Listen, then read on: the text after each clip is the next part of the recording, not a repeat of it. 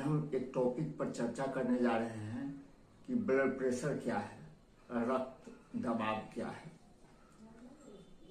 तो हृदय का दो प्रकार का गति होता है, मोशन। एक मोशन होता है सिकुड़ने का और दूसरा मोशन होता है फैलने का। हार्ट में एक वाल्व होता है जो कि रुधिर को, ब्लड को बाहर की तरफ फेंकता है। सिकुड़ने पर ब्लड बाहर की तरफ जाता है, शरीर में जाता है, और फैलने पर फेफड़ा से जो शुद्ध रक्त हार्ट में होता है वह वाल्व में आता है।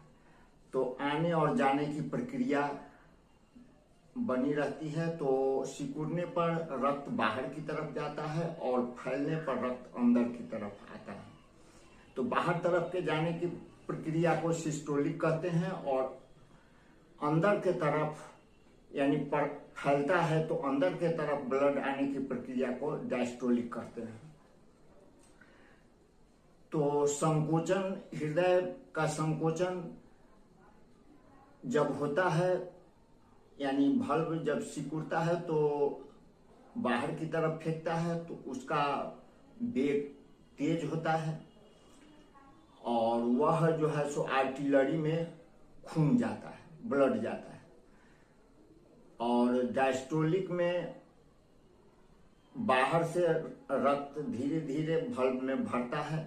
तो इस आने जाने के प्रक्रिया में खून हर हमेशा जारी रहता है, ब्लड सर्कुलेशन जारी रहता है। तो इसी को सिस्टोलिक और डायस्टोलिक कहते हैं। दोनों प्रकार के फैलने और सिकुड़ने दोनों स्थिति में खून जाते ही रहता है। एक स्थिति में तेजी में जाता है और एक स्थिति में अनुपातन ब्लड का जाना कम हो जाता है। तो कम की स्थिति को डायस्टोलिक कहते हैं। जैसे सिस्टोलिक 120 है तो डायस्टोलिक वाल्व के फैलने की प्रक्रिया जिसमें खून भरता है तो उस प्रक्रिया को डायस्टोलिक कहते हैं। वह सामान्यतः 80 रहता है। तो इसी को समझे कि रबड़ के कुप्पी में पानी भरते हैं और उसको जब दबाते हैं तो सिकोड़ते हैं तो बाहर की तरफ फैलता है, जब छोड़ते हैं तो उसमें पानी अंदर की तरफ आता है। तो उसी तरह हार्ट हमारा काम करता है। तो यही समझे कि संकोचन और प्रसारण यह